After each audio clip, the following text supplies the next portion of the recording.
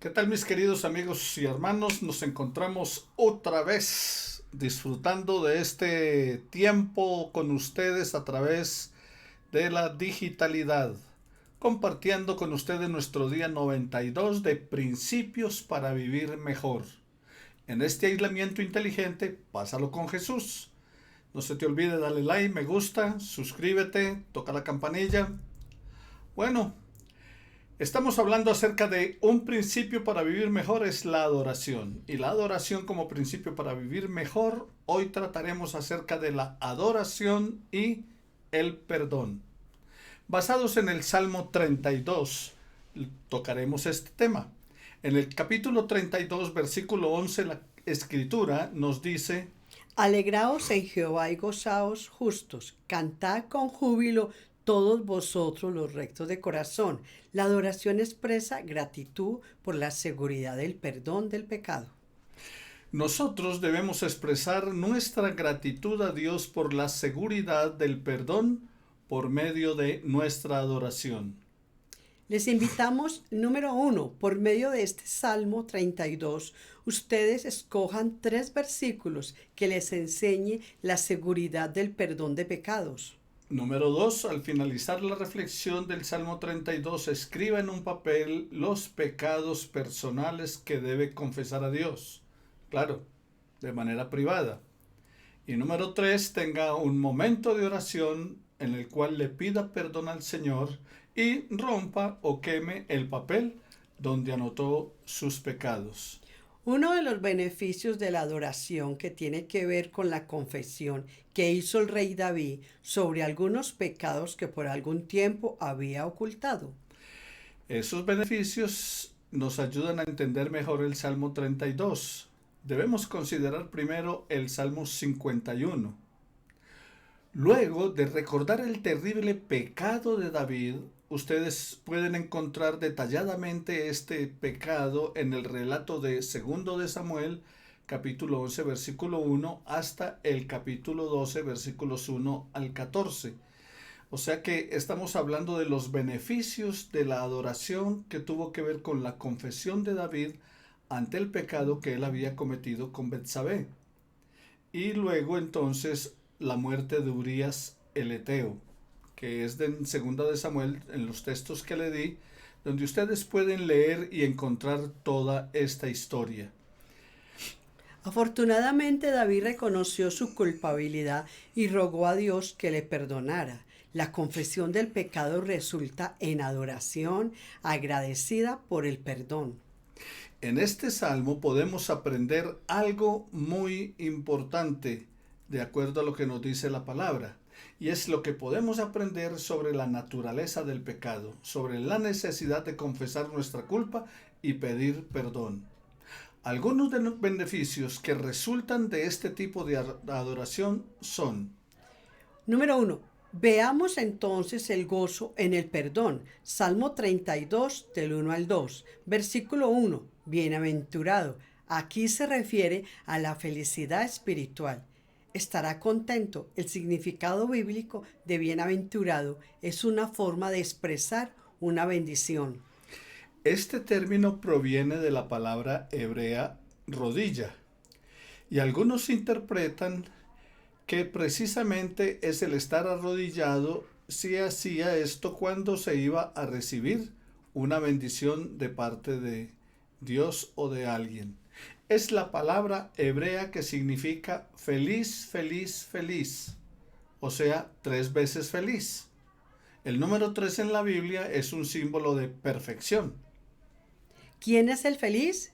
¿Quién es el bienaventurado? Aquel cuya transgresión ha sido perdonada. Es lo que está en el versículo 1 en la segunda parte, y en el versículo 2 el texto hebreo tiene 3 vocablos que en conjunto incluyen la idea de pecado en sus 3 manifestaciones: transgresión, pecado, iniquidad. Eso es lo que en esos 2 primeros versículos plantea como pecado: transgresión, pecado, iniquidad. Transgresión es la acción y resultado de transgredir, infringir o violar un precepto o ley. Es el quebrantamiento de las leyes, normas o costumbres. Es la rebelión contra la autoridad de Dios. Pecado, errar al blanco. Pecar es no alcanzar el objetivo de cumplir con las normas perfectas de Dios. Las personas pueden saber lo bueno y tener buenas intenciones, pero por el desconocimiento, por la negligencia o la flaqueza, no cumplen con la voluntad divina. Ese descuido nos lleva entonces a infringir las normas del Señor, como Santiago capítulo 4 versículo 17 lo plantea. El pecado pues está todavía en aquel que sabe hacer lo bueno y no lo hace. La Reina Valera dice: el que sabe hacer lo bueno y no lo hace está pecando. Y cuando habla de iniquidad, se considera algo que está fuera de la moral de Dios. La mentira, hipocresía, engaño, como dice el Salmo 144, versículo 8. Y también todo aquello que es injusto. Por eso ahora es feliz, porque independientemente de la clase o la cantidad de pecado, él ha sido perdonado. El versículo 1 en la última parte dice: Y cubierto su pecado, feliz es la persona a la que Dios le cubre o borra sus pecados poniéndolos fuera de su vista. Y en los versículos del 1 al 12 se cumple 3 verbos para decir lo que Dios hace con los pecados. Número 1, él perdona. Es decir, lleva lejos. Ese es el significado. Lleva lejos, perdona, lleva lejos. Salmo 103, primera de Juan 1:9. En el primera de Juan 1:9 dice: si confesamos nuestros pecados, Él es fiel y justo para perdonar nuestros pecados y limpiarnos de toda maldad.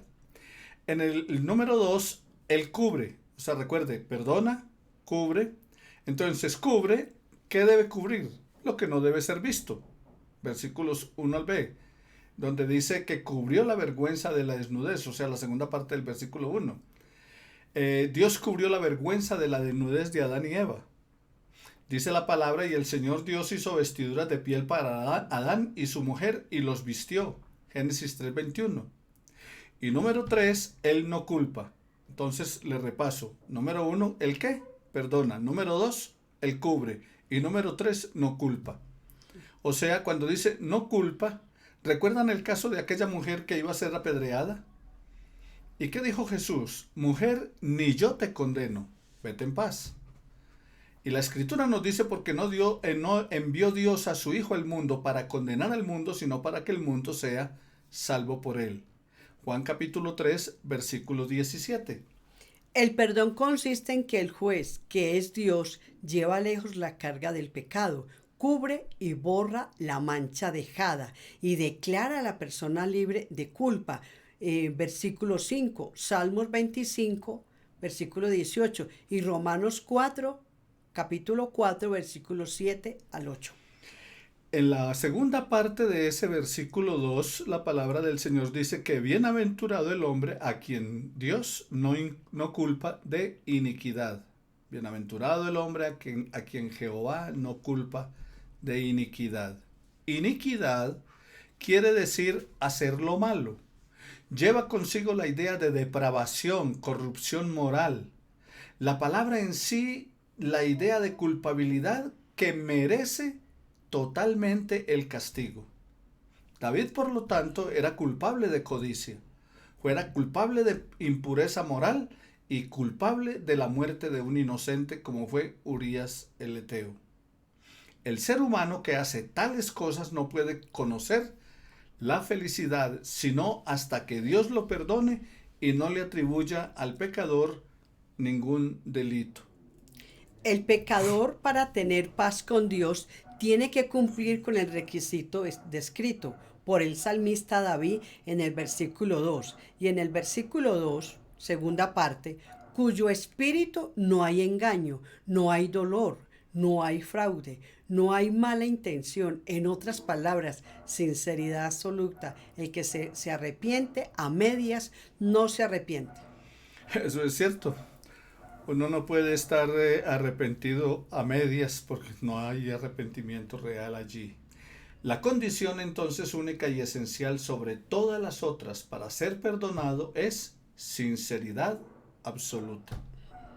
Solo los que son sinceros y honestos en confesar sus pecados pueden estar seguros de que son perdonados.